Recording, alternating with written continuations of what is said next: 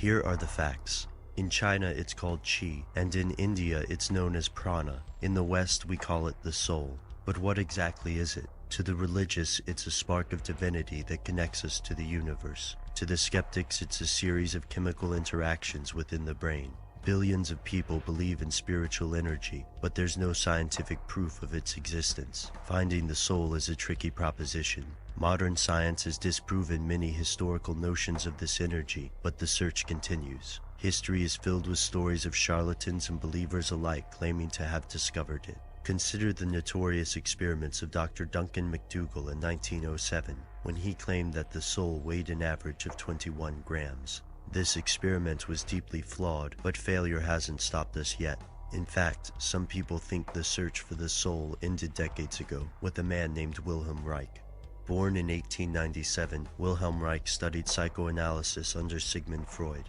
Freud's theory on the libido fascinated Reich, who believed that the libido was a real physical energy. He moved to the US, where he began research on this energy. He called it Orgone. According to Reich, this energy permeated the universe, and orgone imbalances could create health problems. Reich claimed orgone treatment could combat cancer. His ideas eventually caught the government's attention. According to declassified FBI files, Reich was under investigation for ties to the Communist Party. In 1947, the agency concluded that Dr. Reich was not a communist agent and did not believe his research was subversive. Then the FDA began to persecute Reich, suing him in 1954 to place an injunction on the shipment of orgone-related devices and literature. He was arrested that same year. According to skeptics, Reich was locked up for making false claims and distributing what amounted to snake oil, but others don't buy that story. Here's where it gets crazy. While mainstream historians believe the feds prosecuted Reich for alleged communist ties, his supporters paint a different picture. These theorists say Reich was singled out because his orgone accumulators worked. He did not request payment when treating people, and he held demonstrations to prove the effectiveness of the technology, chiefly focusing on the orgone chamber.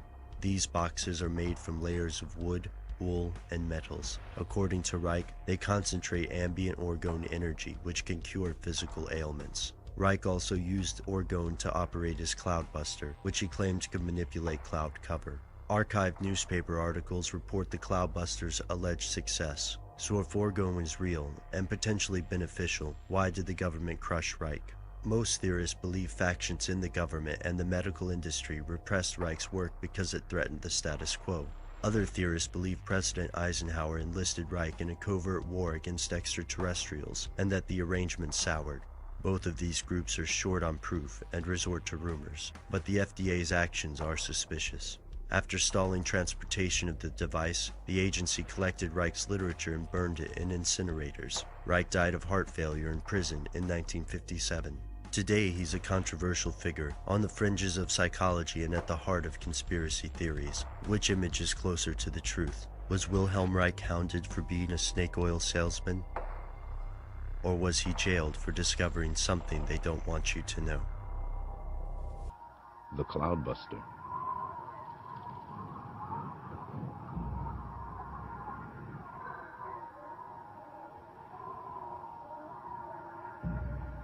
So, we wrote him a letter, asking for his help.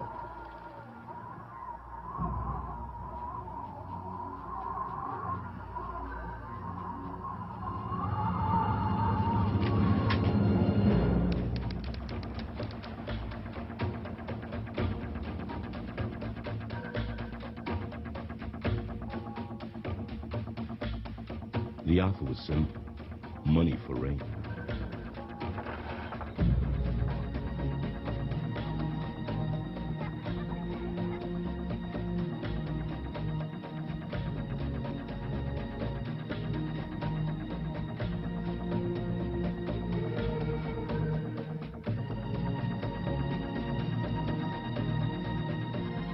Reich arrived with his son, Peter.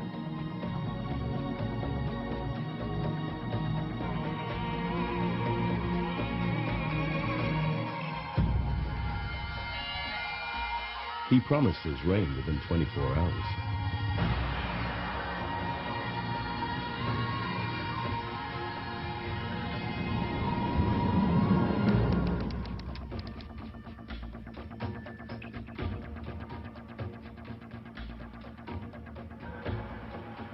I remember asking him how it worked. He said kind of like a lightning rod, using an energy he called Orgone.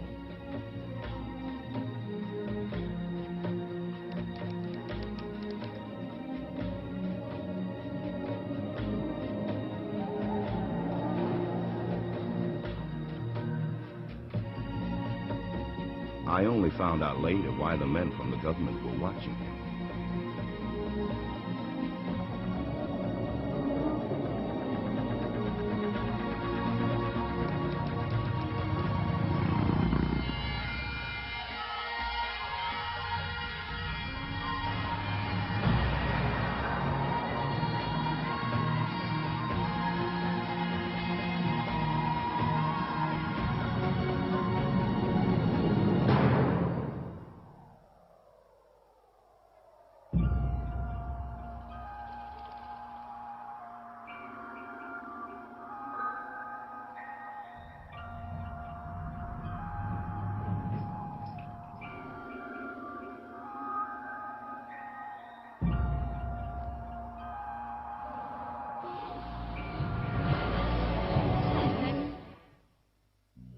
If anything, I remember the air getting drier, but I didn't doubt him.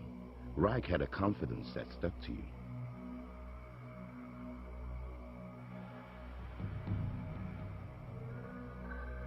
Everybody simply waited, passing time, hoping the strange machine would work.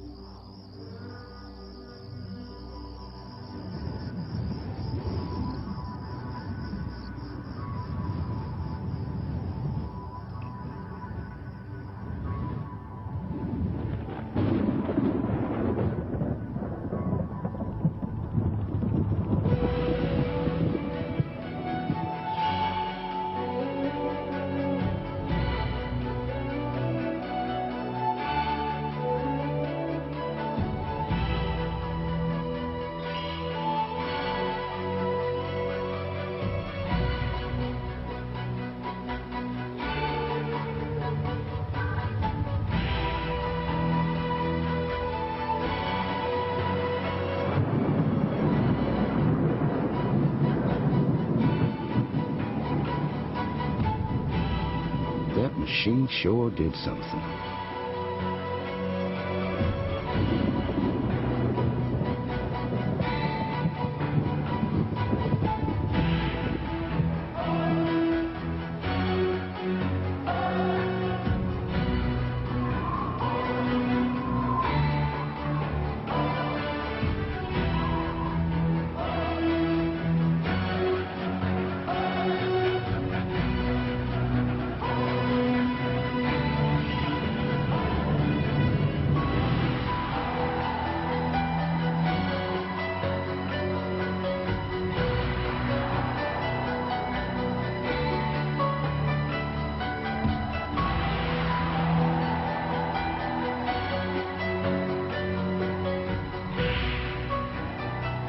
And that was the last I ever saw of Wilhelm Reich. In the 1930s, Dr. Wilhelm Reich, a prominent Austrian physician and psychoanalyst, discovered a powerful new physical energy, and for the next 2 decades, devoted his life to the investigation of its laws and properties. He confirmed the existence of this energy in the human body, verified its presence in the atmosphere, developed instrumentation to observe and collect it, and harnessed it for a variety of purposes, from cancer treatment to motor power to weather experimentation. Reich called his discovery Orgone energy.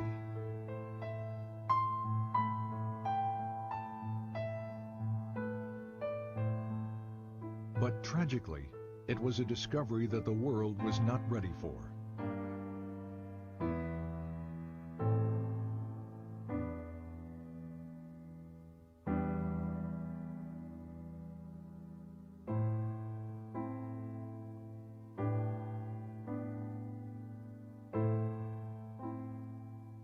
Wilhelm Reich was born in 1897 in Galicia, the easternmost part of the Austro-Hungarian Empire, now the Ukraine. He grew up in Bukovina, on a large farm operated by his father. Until he was 13 years old, Reich was educated at home by tutors. His mother, to whom he was devoted, committed suicide in 1910, after his father discovered she had had a brief affair with one of the tutors. His father died 4 years later from tuberculosis. That same year, 1914, the First World War broke out. Within days, Russian troops swept through Bukovina. Reich narrowly escaped being sent to Russia as a hostage and had to flee his home. Later he wrote, "I never saw either my homeland or my possessions again. Of a well-to-do past, nothing was left." For the next 4 years, Reich served in the Austrian army, experiencing what he called the war as a machine. In 1918, the war finally ended. Germany and Austria were defeated. The Austro-Hungarian Empire was broken up, and Bukovina became a part of Romania.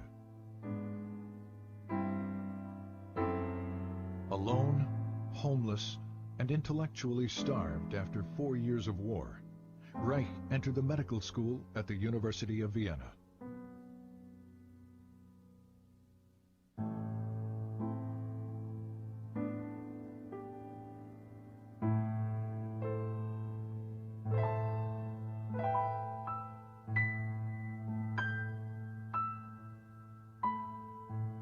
Reich's recognition of the significance of sexuality drew him to the work of Dr. Sigmund Freud, the father of psychoanalysis.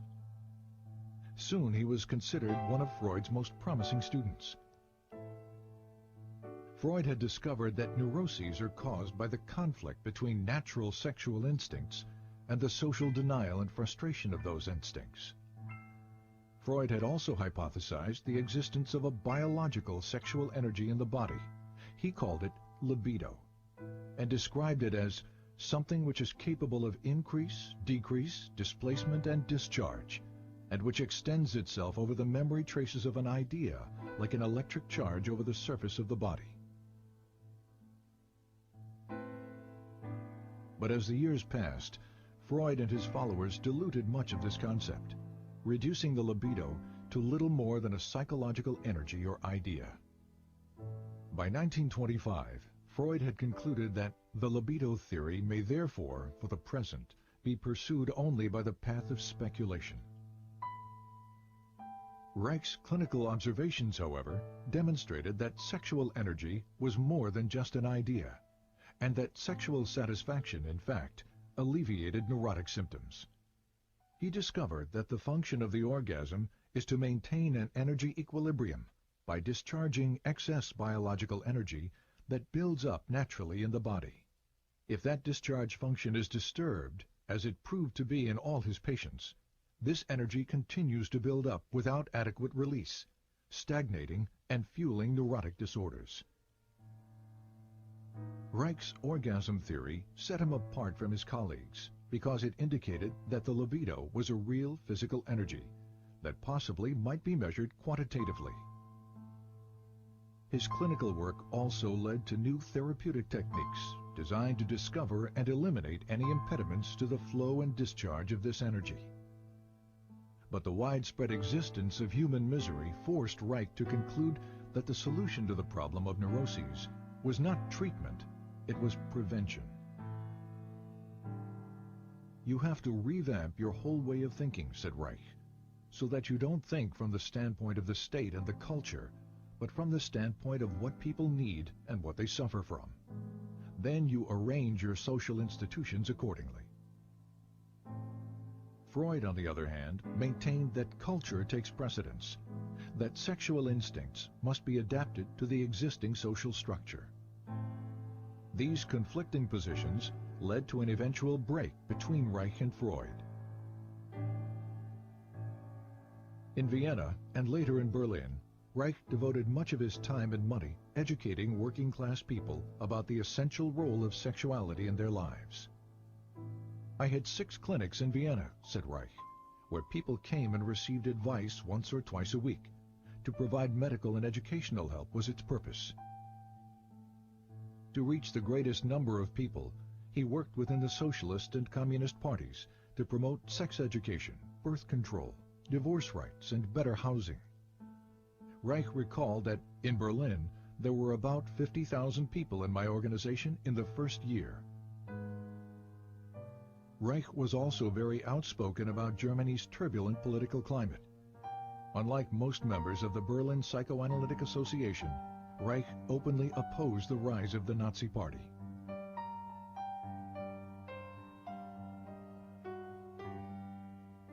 But his activities exacted a high price. He was denounced by the communists and expelled from the International Psychoanalytic Association, calling these events catastrophes which threaten my personal, professional, and social existence. When asked what he would do, Reich replied, "Just go on."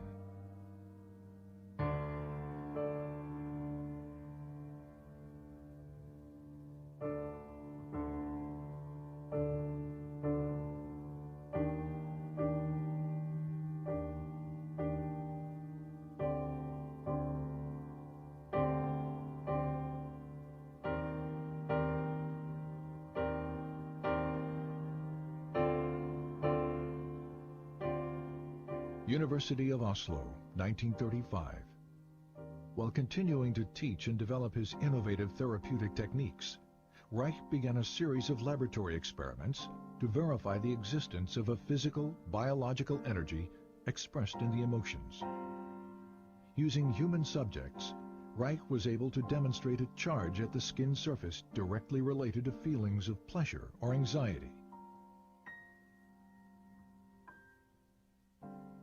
The charge would increase when a subject experienced pleasure and decrease during feelings of unpleasure.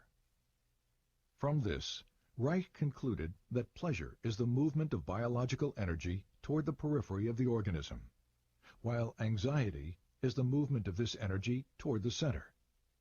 He assumed this energy to be electrical. But was it? And did similar energy processes exist in more basic life forms? Reich discovered that under certain conditions, sterilized and unsterilized substances, such as grass, blood, sand, charcoal, and foodstuffs, disintegrate into pulsating vesicles that exhibit a bluish color. He called these vesicles bions. Reich observed internal motility in the bions, an effect of energy. He also found that certain bions revealed a strong radiation phenomenon, seen here as a white field around the organism, and that these bions could kill bacteria and cancer cells. This radiation confirmed the existence of an energy that did not obey any known laws of electricity or magnetism. Reich called this energy Orgone, because its discovery had evolved from his investigation of the orgasm function, and because this energy could charge organic matter. When he published his findings, the scientific and psychiatric communities responded with a vicious year-long attack in the Norwegian press. In the wake of this response, and the inevitability of a Second World War, Reich began to look to America as the future home for his work. In August 1939, Reich sailed for America on the last ship to leave Norway before World War II broke out.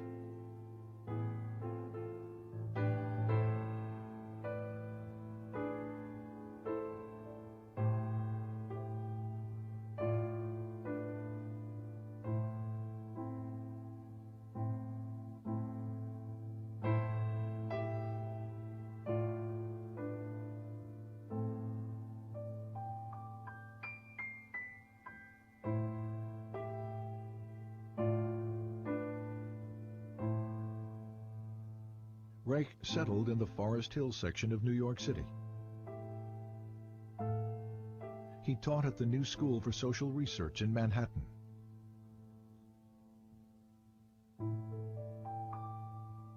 Published his books in English. Trained American physicians in his therapeutic techniques. And pursued his investigations of orgone energy. Since the energy appeared to be everywhere and to permeate all substances, Reich had to find ways to isolate and collect it in order to study its functions and make it usable.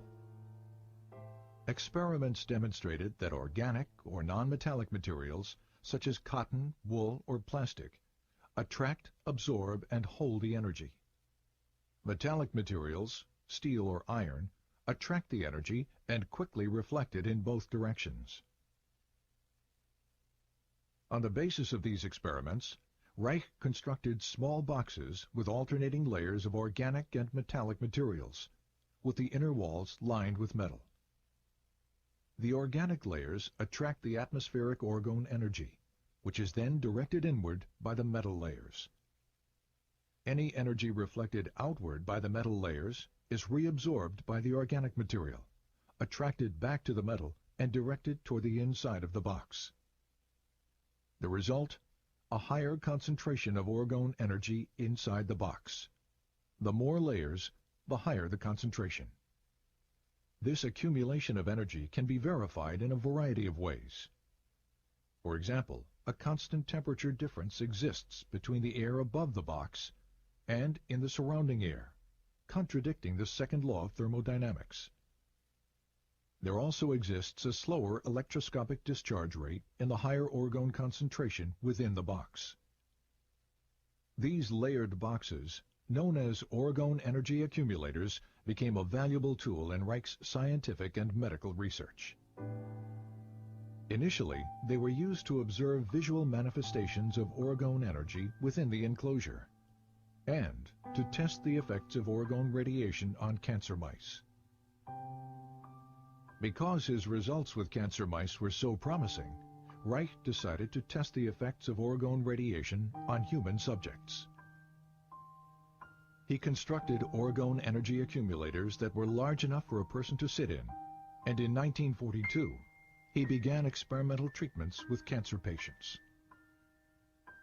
They were all terminal cases. Reich promised no cure and charged no money. Over a period of time, the patients showed marked improvement, relief of pain, healthier blood condition, weight gain, and the shrinkage and elimination of tumors. Despite these positive results, the patients died, reinforcing Reich's conviction that cancer is a bioenergetic shrinking following emotional resignation, and that the tumors themselves are not the disease, but merely a local manifestation of a deeper systemic disorder. Once again, Reich's focus became prevention. Reich also discovered that water and high humidity absorb and hold orgone energy, making it difficult to carry out experimental work in New York City during the summer. In 1940, on a camping trip to New England, Reich discovered the Rangeley Lakes region in Maine. With its low humidity and clean air, it provided an ideal environment for his work. In 1942, Reich purchased an old farm bordering on a small lake. He called it Orgone, and envisioned it as a permanent home for the various branches of his work.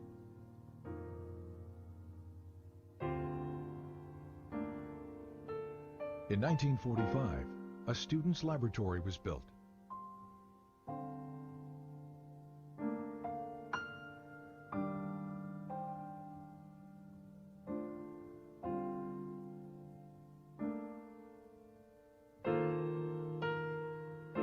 Three years later, construction began on an orgone energy observatory, which included additional laboratory facilities, Reich's study and library,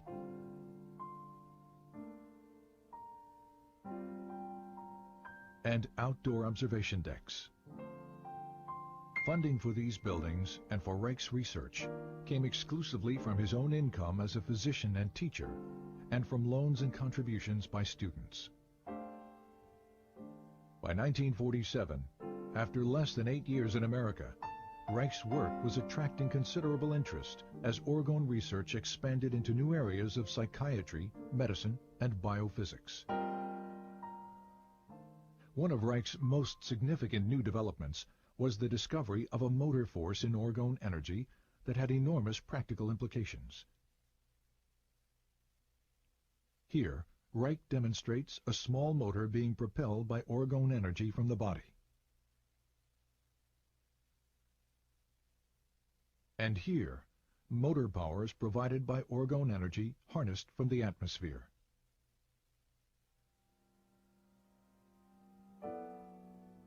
With the development of Orgone, Reich's dream of a home for his work was slowly becoming a reality. Sadly, it was a dream that he would not see fulfilled.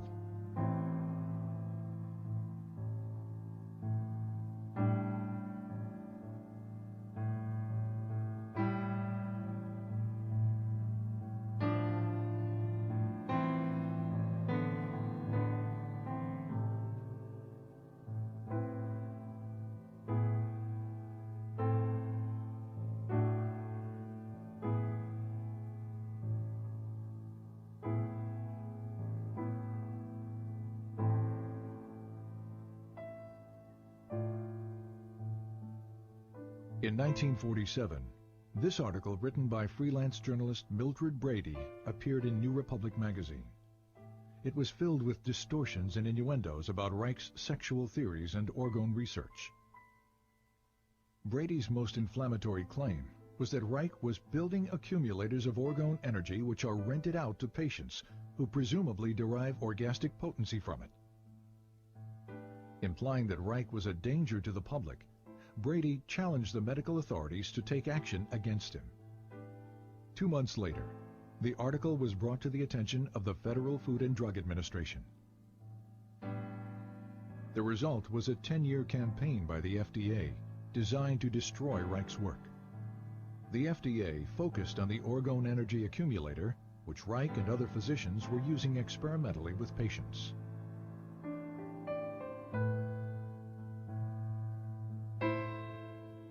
Convinced that the accumulator was being fraudulently promoted as a sexual and medical device, FDA agents spent years interviewing Reich's associates, physicians, students, and patients, looking for dissatisfied accumulator users.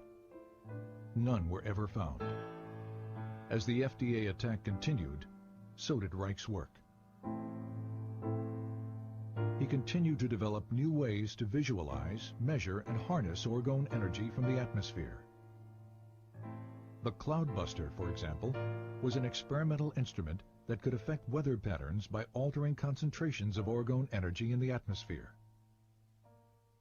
A set of hollow metal pipes and cables inserted into water creates a stronger Orgone energy system than that in the surrounding atmosphere. Water, which strongly attracts and absorbs Orgone, draws the atmospheric energy through the pipes. This movement of Orgone from a lower to a higher energy system was used by Reich to create clouds and to dissipate them.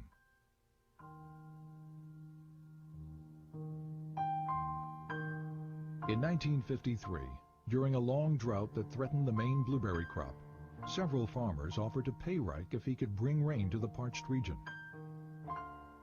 The Weather Bureau had forecast no rain for several days when Reich began his cloud-busting operations. 10 hours later, a light rain began to fall. Over the next few days, close to 2 inches fell. The blueberry crop was saved.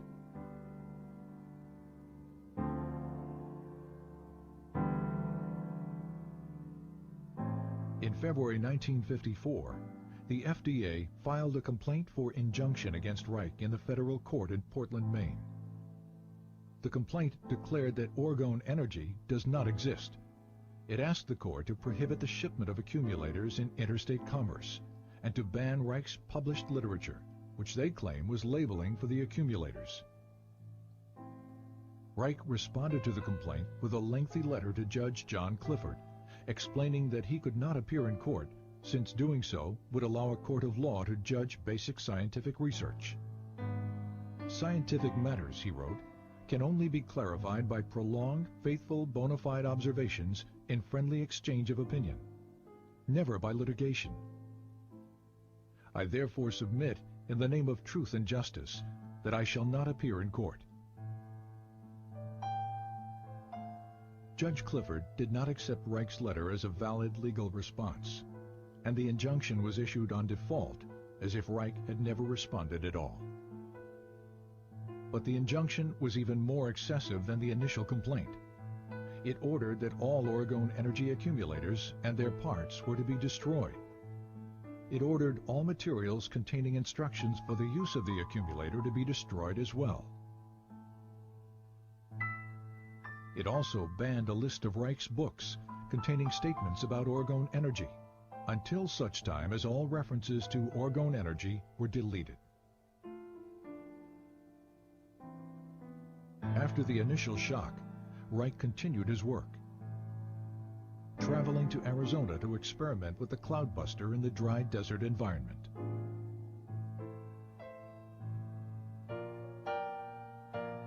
While he was there, and without his knowledge, one of Reich's students, Dr. Michael Silvert, moved a truckload of accumulators and books from Rangeley, Maine to New York City, a direct violation of the injunction.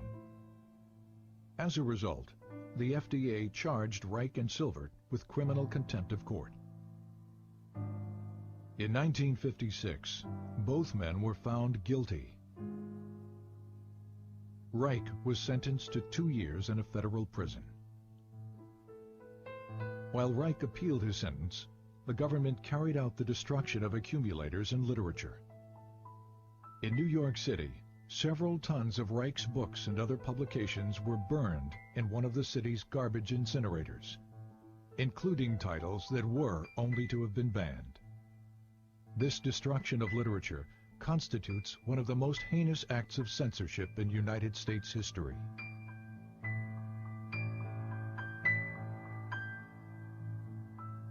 All appeals denied, on March 11, 1957, 2 weeks shy of his 60th birthday, Wilhelm Reich was imprisoned at the federal penitentiary in Lewisburg, Pennsylvania.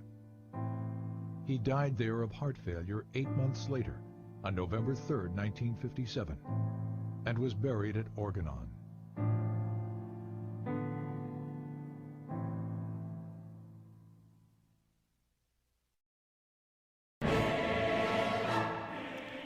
In the 1940s, an Austrian immigrant to America and refugee from Nazi Germany, Dr. Wilhelm Reich, made the scientific discovery of a previously unknown energy existing in the atmosphere, in space, and within living organisms. Discovered accidentally, Dr. Reich eventually demonstrated this blue glowing energy to charge up and radiate from microorganisms, plants, animals, and humans. This energy also existed in a free form within the open atmosphere and in high vacuum. He called this energy the Orgone.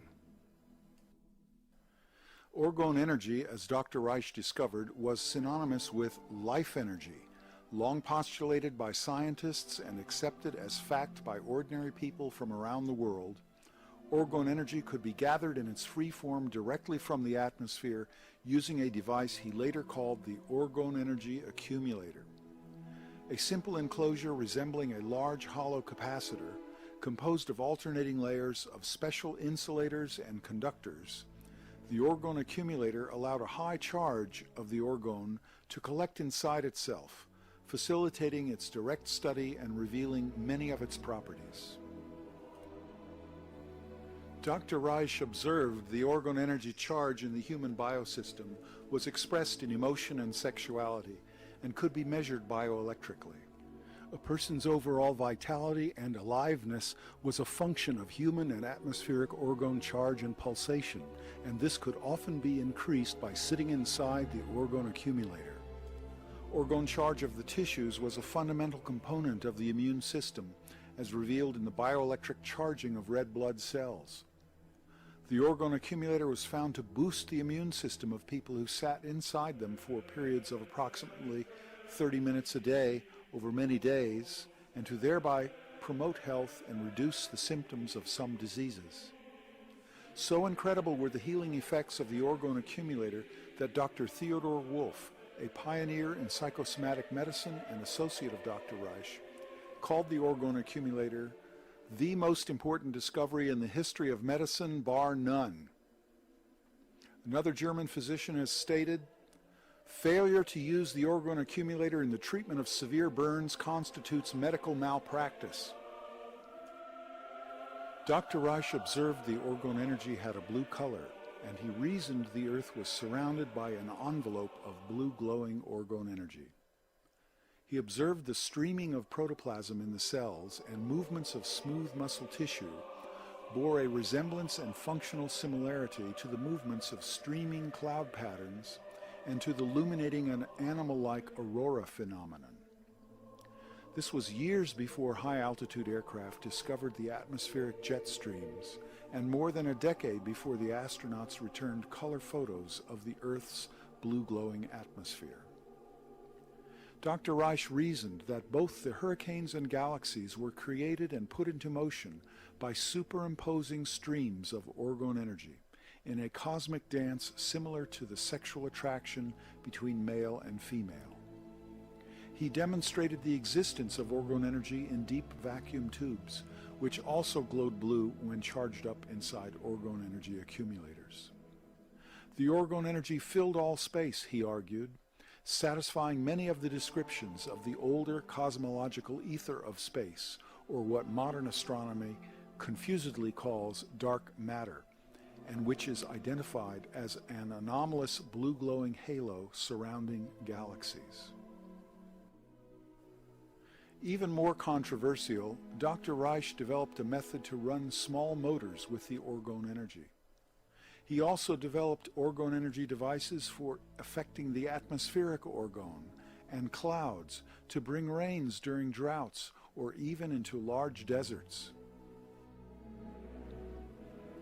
Dr. Reich demonstrated the same life energy, or Orgone energy, in a number of carefully controlled experiments, too much to report in this short video, which allow us to make these short summary statements with reasonable scientific certainty. His publications on these subjects presented very positive results from his experimental work, but this only added to the hysterical outrage of his critics.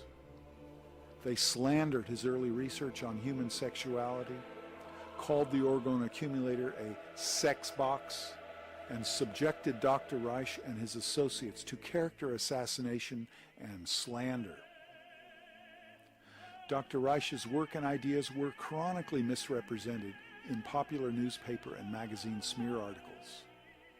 Fraudulent information and outright lies, and without investigating his work in any serious manner, the medical establishment encouraged the U.S. Food and Drug Administration to seek and obtain a court injunction to stop Dr. Reich's research, writing, and speaking about his discovery.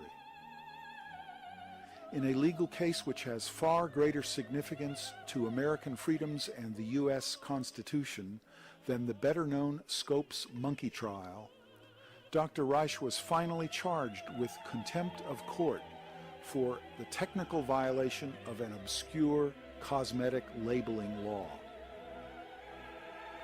He and an associate, Dr. Michael Silvert, were sent to prison, and Dr. Reich's books and research journals were ordered banned from interstate commerce, and existing copies were burned in New York City incinerators. Dr. Reich died in prison in 1957, while Dr. Silvert committed suicide shortly after his release. Victims of a left-wing smear campaign merged with organized big medicine and pharmaceutical interests. Fortunately, most of Dr. Reich's books survived and were republished. Newly republished editions of his writings are available from bookstores and internet catalogs in many different languages from all around the world. Since the 1960s, an entire new generation of scientists and physicians have investigated Dr. Reich's work, reproducing his experiments, applying them clinically, and finding them to be sound and the discovery of the orgone energy to be authentic. In particular, Dr. James DeMeo, a former university professor who was blacklisted and punished for his positive interests in Reich, has several books on this subject which are available. The Orgone Accumulator Handbook by Dr. DeMeo provides concise instructions on how to build and safely use the orgone energy accumulator, following Dr. Reich's original guidelines and methods. This small but information-packed book contains many photos, diagrams, a scientific bibliography, and resource guide. Another book edited by Dr. DeMeo, entitled Heretic's Notebook, presents the results of new experiments by many different scientists of the younger generation, proving and expanding upon the scientific substance of Dr. Reich's discovery. It also addresses questions of historical significance on related concepts, such as the cosmic ether of space, which always had positive evidence to support it, in spite of many distortions in the textbooks. These books, and others like them, are important for anyone interested in Dr. Reich's discoveries, which constitute a breakthrough and authentic revolution in the sciences. They are a part of the censored science of the 20th century, which are expunged from textbooks and about which the mainstream news media refuses to accurately report.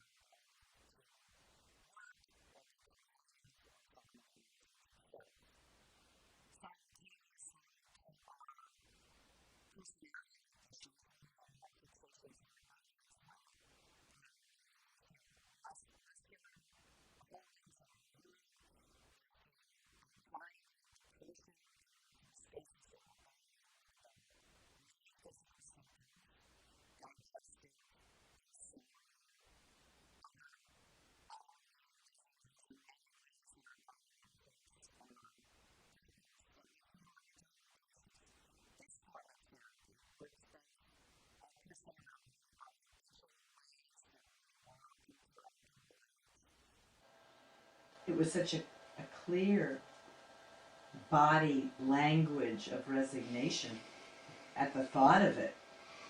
It looks like hard work. Yeah, yeah, yeah. It looks like hard work to be able to change that, shift that.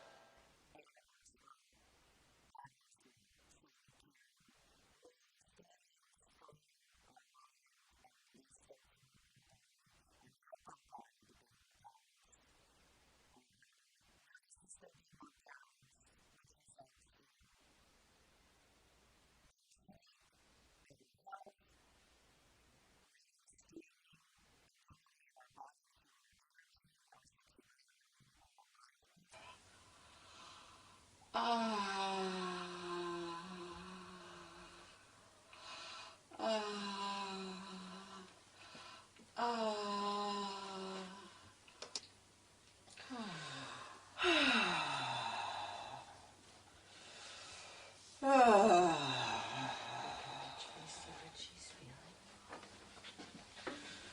you feeling?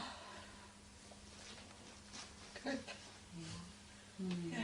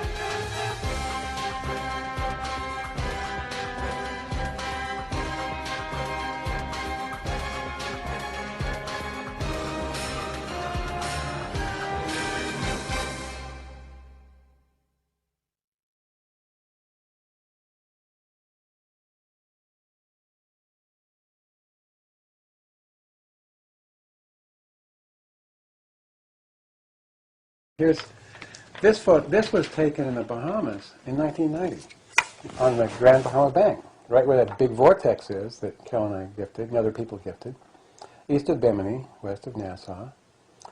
The people who took the photo were becalmed in a big sailboat, and this hung out over them for an hour or so. They got a whole lot of photographs. You see it? Okay. It was very unusual in those days. But now we're seeing them every day around here. And you can see them in the boat photos from our trip on Lake Ponderay. But as we moved up the lake, the silks got more and more distinct and intense, and the sky got deeper and deeper blue. And that was the result of our gifting.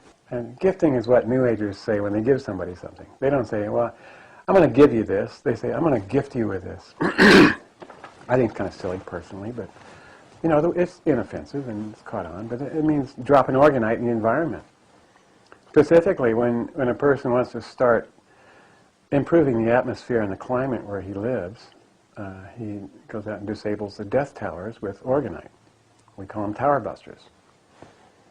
And one tower buster, 3 ounce minimum, is made up of metal waste and fiberglass resin with a small crystal in it. It can be a crystal chip or any sort of crystal. Doesn't matter. And that's enough to turn a death tower into a life force generator. And energy sensitives can feel the energy. Psychics can see the energy. And if you're that way, you'll see a dark line around the tower about 3 feet out, an outline. That's the transition point or margin where the bad energy from the tower turns into healthy orgone. So a guy in Ireland figured out that, or at least where he lives, they've been turning off the towers where he gifts because they don't want to keep pumping out that healthy orgone. It's a weapon after all, so they're very disappointed when you gift them. We started gifting in May 2002, focusing on that. Before that, it was mostly about the cloudbusters. But after the feds blew up the World Trade Center, these towers popped up all over the world suddenly, by the millions. And the cloudbusters started having less effect after these towers showed up. That's kind of disturbing. So by May, we had figured out that Orgonite disables these new towers. And when I posted instructions on how to make simple devices to disable the local towers, I was kicked off the forum I was administering at the time, Yahoo Cloudbusters Forum. And after I was kicked off, they also shut down my commercial website, worldwithoutparasites.org, so I couldn't get to it. And they erased all of my business email from my Earthlink mailbox. In a pretty bad situation. But within a week or so, I had it sorted out. Somebody offered to feature me in another forum, and this was one of the setups that I mentioned before for sabotage. But I eventually made my own forum. But it's not about that. We developed a 3-ounce tower buster as the minimal device to disable a tower, and Carol and I came up with that from experimenting. And in the following August, I spent the entire month on the road in South Idaho, disabling all the towers in successive towns and watching the effects. And they were consistent. Every time I finished a town, the chemtrails didn't stick in the sky anymore. Generally, a rainstorm was generated right over the town, and it rained pretty hard. And there wasn't another cloudbuster within 200 miles. I didn't have a cloudbuster with me. So it was a good test bed. Now they're all scattered all over southern Idaho. But that's how I tested it, and then I started promoting that. And lots of people started doing it on their own and getting their confirmations. And this is the power of this revolution, this movement, is that anybody can do it, and anybody can empower himself. In the case of Los Angeles,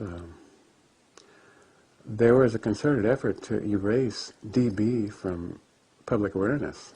And the fact that he got rid of all the smog was never mentioned. And other people started to take credit for it, and I struggled against that. And I think we blew him out of the water, so. And in the future, he'll get the credit for it. Other cities where all the smog disappeared, like Toronto, people noticed. But for some reason in Los Angeles, they're not noticing. But if you watch all the films that were made since 2002, you're going to see a very rapid clearing that took place in late 2002, and it's gotten clearer and clearer. And a lot of the films are showing sylphs over Los Angeles now. And like I said, when you see sylphs, that means that the war's over for the bad guys in terms of poisoning the atmosphere. They can't do it anymore. It's all done. If it seems there's a special energy in the air these days, you might want to thank Dwayne Dotson. The Augusta resident is the area's only known member of a worldwide community that believes in the power of something called Orgonite. You put this in the Orgonite mixture, it gives it the piezoelectric effect. This is what causes it to transmute or change from a deadly orgone to a positive orgone energy. Orgonite is a mixture of metal and crystal suspended in an organic resin. A tight-knit group of people worldwide are making the substance and depositing it around cell phone towers and other places they say are sources of negative energy. The particular shape is called a tower buster. Dotson goes gifting in his tricked-out Toyota Prius. Critics call the tower and cloud-busting community a bunch of loons, but Dotson says thousands of people across the world have sworn by the power of orgone energy. They say it has the power to keep you healthy, physically and psychologically. Average people, they don't understand it because, one, they're not educated on it. For the Metro Spirit, this is Murphy Falk. Now, what we'd like to do is, our next guest is Colin. Now, we got sent an email off one of our listeners of this YouTube video of this guy driving around Ireland, putting these what we found out to be orgonite stones around telephone masts around Ireland. And we fondly, because we didn't know who he was, we fondly called him Orgonite Man. Like, not Superman, but Orgonite Man. And so we said, we put out the message, and our regular listeners now, we put the message out and said, if anybody can find out who this guy is, we'd like to get him on the show and talk to him and find out what he's doing and what Orgonite is, because we didn't know anything about it. So, and lo and behold, we did manage to get in touch with Colin. So, good evening, Colin. How are you doing? Good evening. Good evening. Now, Colin, this Orgonite thing, I've never heard of it before until I got this email from our listeners. And I found it quite interesting and fascinating because, as I said to you just while we're taking a break there, there's a mobile phone mast probably about 300 or 400 yards away from my house, and there's one not too far away from where Steve is. And if this Orgonite does what it says on the tin, I'll be getting a few stones off you because, you know, anything to reduce the effects of a mobile phone mast is always a good thing. But before we go down that road, tell us about yourself, how you got involved with it, and, you know, and obviously tell us about Orgonite. How I got involved, how I found out about it is I started noticing chemtrails ago, and I kind of wanted to see was there a way of. I just started looking up on the internet about chemtrails, and I seen there was someone claiming to be able to dissolve chemtrails with this device he had in his garden. And this device was Orgonite, and it cost about €150 to make it. So I just said I'd take the chance to make the, it's called a chembuster for dispersing chemtrails. So I danced and I made it. And the very first day I made it, I put it out in the garden. The chemtrails were dissolving, and a helicopter came and had a very low fly by right over my house, which really scared me at the beginning because I couldn't understand why that would have happened, you know, how they would know about that I had the device or what was going on at that time. I kind of know a bit more about it now. Well, would that just be a coincidence? Yeah, well, I thought that, but I actually went away to camp, and then 2 weeks later, and I had the device with me. I went into the middle of nowhere where there's a place I go sometimes. It's kind of a place I go to have a retreat and stuff. And I brought it with me, and I put it out, and within 20 minutes there was another helicopter, flew straight over again, very similar to the one that flew over me originally. You know, which could be a coincidence. Like, I wouldn't use the helicopters as a way of proving Orgonite works or anything like that, because anything can be a coincidence. But the effect it had on the chemtrails, dissolving the chemtrails and creating a blue sky, was the thing that kind of got me hooked on it.